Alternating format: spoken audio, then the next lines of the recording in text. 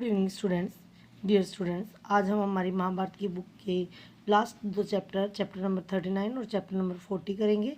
और chapter number 39 शुरू करते हैं हम।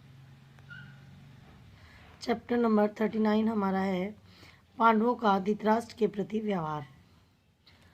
कौरवों पर विजय पा लेने के बाद सारे राज्य पर पांडवों का एक छत्र अधिकार हो गया और उन्होंने कर्तव्य समझकर राज्य का संभाल लिया। फिर भी उन्हें संतोष और जैसे सुख और संतोष की उन्हें आशा थी वैसा उन्हें नहीं प्राप्त हुआ। युधिष्ठिर ने अपने भाइयों को आज्ञा दे रखी थी कि पुत्रों के वियोग से दुखी धृतराष्ट्र को किसी भी तरह का जो है व्यथा ना पहुंचे, लेकिन फिर भी कभी कभी भीमसेन जो है वो कटु शब्दों का प्रयोग करता था। धृतराष्ट्र को उसके व्यवहार से बड़ी खिन्नता महसूस होती थी, लेकिन वो कुछ कहते नहीं थे, जताते नहीं थे। धृतराष्ट्र भी जब धृतराष्ट्र पांडवों से अपने पुत्रों की तरह स्नेह करते थे और पांडव भी जो है धृतराष्ट्र को उचित सम्मान देते थे।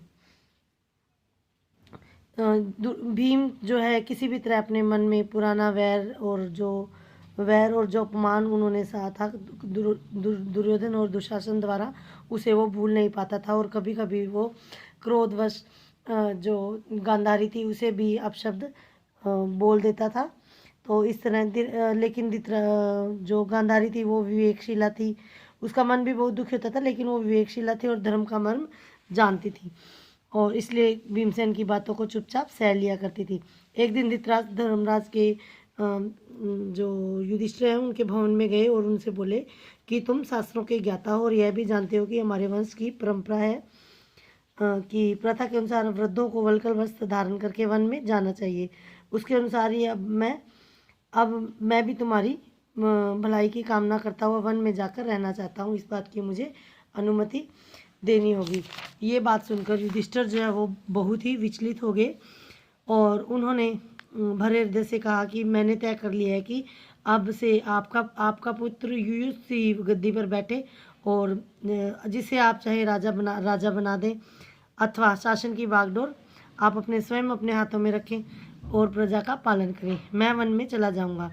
ये सुनकर धृतराष्ट्र ने कहा कि कुंती पुत्र, मेरे मन में वन में जाकर तपस्या करने की इच्छा बड़ी प्रबल हो रही है। तो इतने वर्षों से मैं तुम्हारे साथ सुखपूर्वक रहा और तुम और तुम्हारे भाइयों ने मेरी सेवा की, लेकिन अब मेरा जाने का समय है, तुम्हारा जाने का नहीं। तुम अपना जो है अच्छे से तुम राज कार्य संभालो। युधिष्ठिर ने हाथ जोड़ते हुए और खड़े रहे, कुछ भी नहीं बोल पाए। उनसे ये बातें कहने के बाद धृतराष्ट्र ने आचार्य कृप और विदुर से कहा कि भैया विदुर और आचार्य, आप सब लोग महाराज युधिष्ठिर को समझा बुझाकर मुझे वन में जाने की अनुमति दिलाइए। और इस तरह वृद्ध धृतराष्ट्र, गांधारी और कुंती जो है वो वन की ओर रवाना हुए। तो जब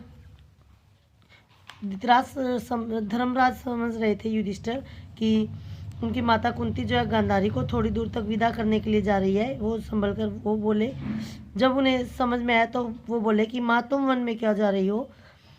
तो तुम्हारा जाना तो ठीक नहीं है, तुम ही ने आशीर्वाद देकर युद्ध के लिए भेजा था, अब तुम ही हमें छोड़कर वन को जा रही हो। तो उसके बहुत आग्रह करने पर भी कुंती अपने निश्चय पर अटल रही और इस तरह से धृतराष्ट्र, गांधारी और कुंती वन में चले गए और 3 वर्ष तक तपस्वियों का सजीवन व्यतीत किया। संजय भी उनके साथ ही था।